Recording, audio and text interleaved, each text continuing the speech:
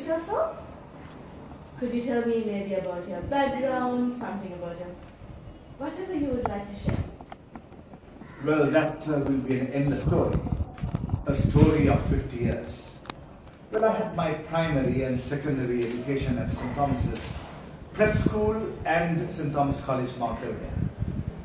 From St. Thomas's College, I entered University of Caledonia and read for a degree in liberal arts, that is English literature, Western classics, and mass communication.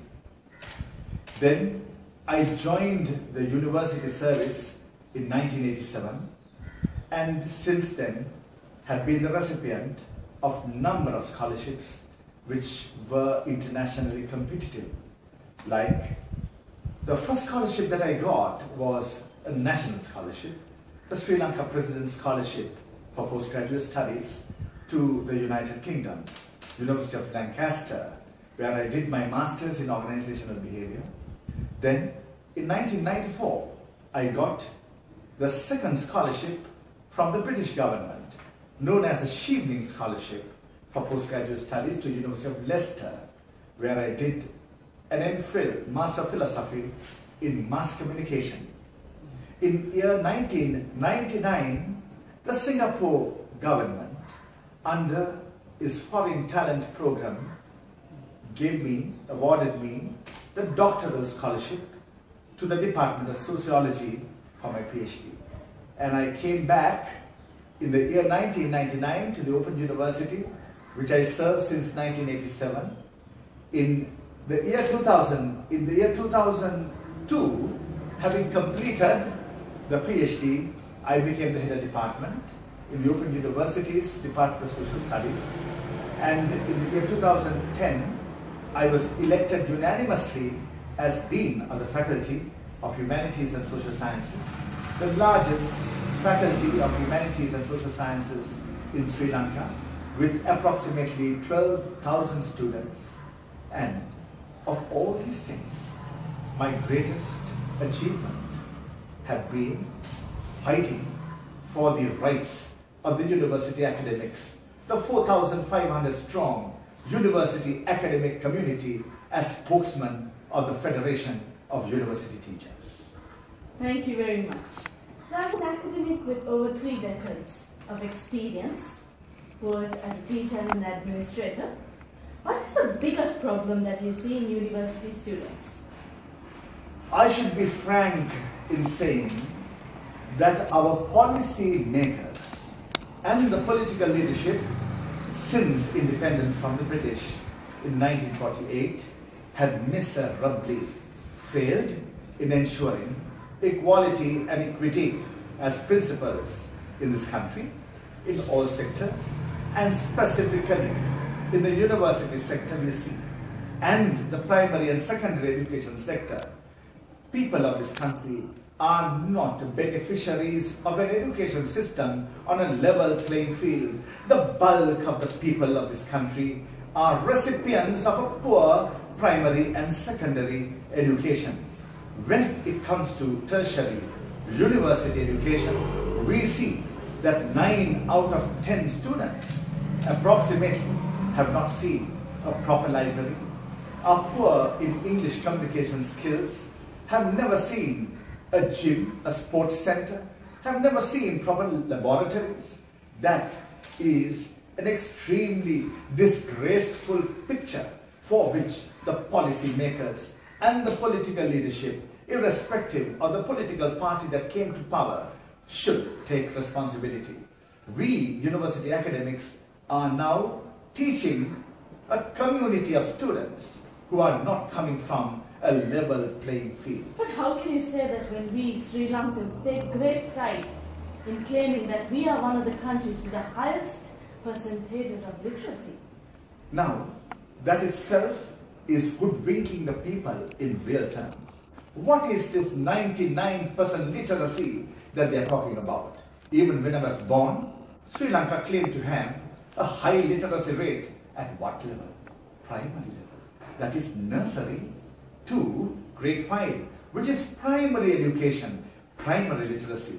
The ability to reproduce, ability to recognize symbols, letters, that is primary literacy, then that is 99% they claim to say. Now, secondary literacy, grade 5 to advanced level, what is the rate? That is less than 50% of the population who have completed secondary level literacy with the benchmark advanced level qualified. Tertiary literacy is what matters most, which is university education and above.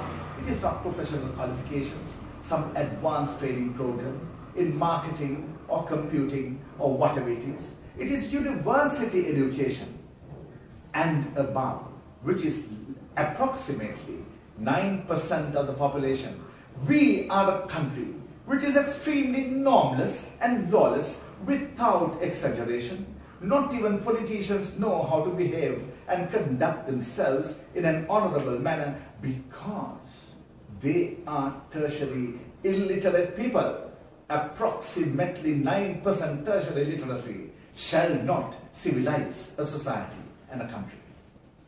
You spoke about our students having disadvantages and not having an equal level playing field. But don't you think that the previous regime tried to rectify this by having wonderful programs such as the crash course in leadership through the military camps?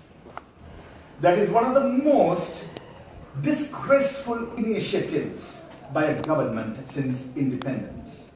The people of this country, the children and youth of this country need to be recipients of an education system that will make them formidable in their personalities.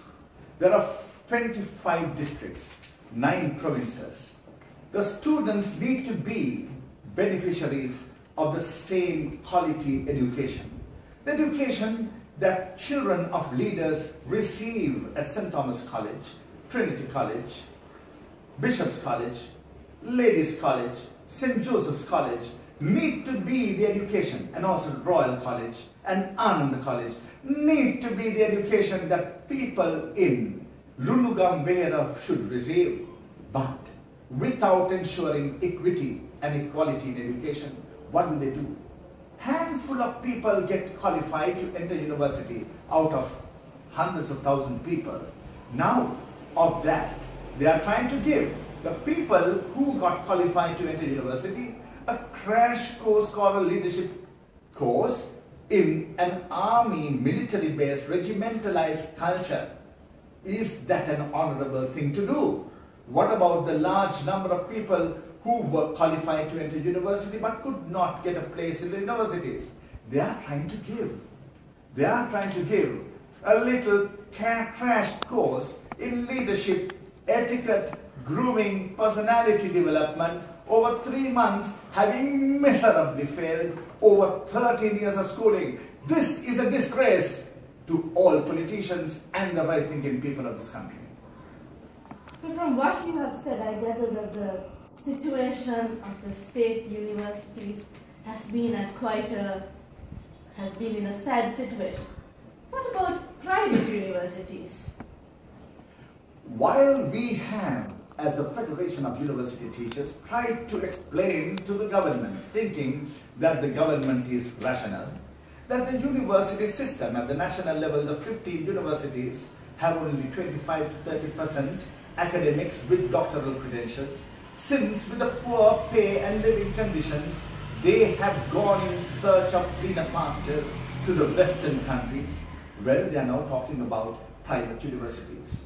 How can the private universities have a staff to teach their students in any subject when the national universities have only 25 to 30% PhD qualified academics? They have drastically brought down the standards of education because they do not understand the significance of education as a concept. Anyone can start any type of educational institution, call it a private university, in any junction of this country. Mushrooming of cheap university institutions through private merchants who are prepared to invest on education is not an answer. Also, to make matters worse, the previous Minister of higher education, conferred status to his own son to be in charge of quality assurance for private university institutions, to give authority to register private university institutions in this country. No transparency, no accountability, no public accountability, no social responsibility. That disgraceful era hopefully has ended, and we wanted the current government.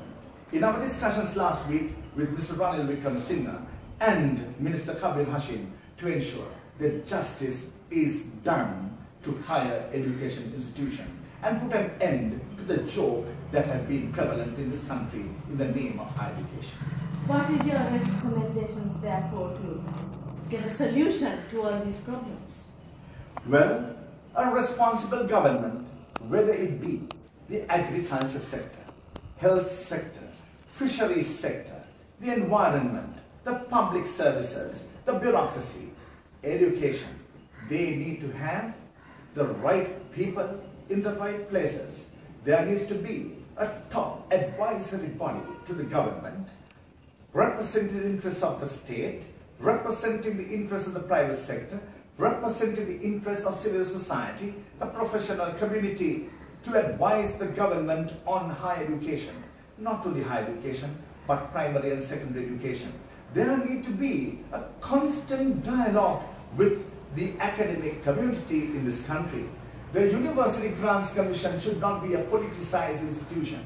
The Higher Education Ministry, on behalf of the state, need to have this regular dialogue with the academic community so that enlightened policies will be implemented, will be planned out and implemented for in the interest of the people of this country. Do you think that the government alone will be able to make youth sophisticated in their outlook?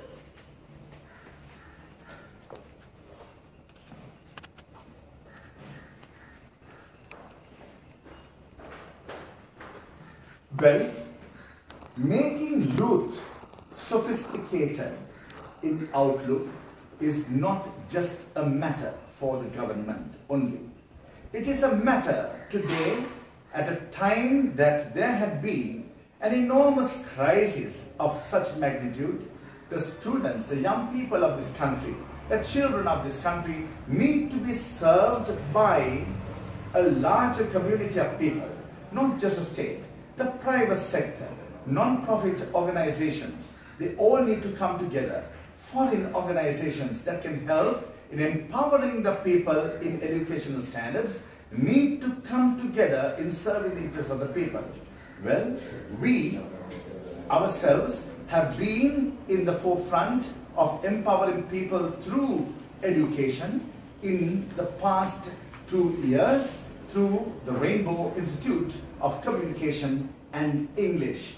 We have been involved in personality development and public communication skills for young people of this country. We see that unless we make our youth courageous and enlightened with regard to democratic values, they will not be able to make progress with regard to their future in this country. They need to be locally and internationally competitive at all times. We of the Rainbow Institute, in our own way, make a humble contribution in this respect.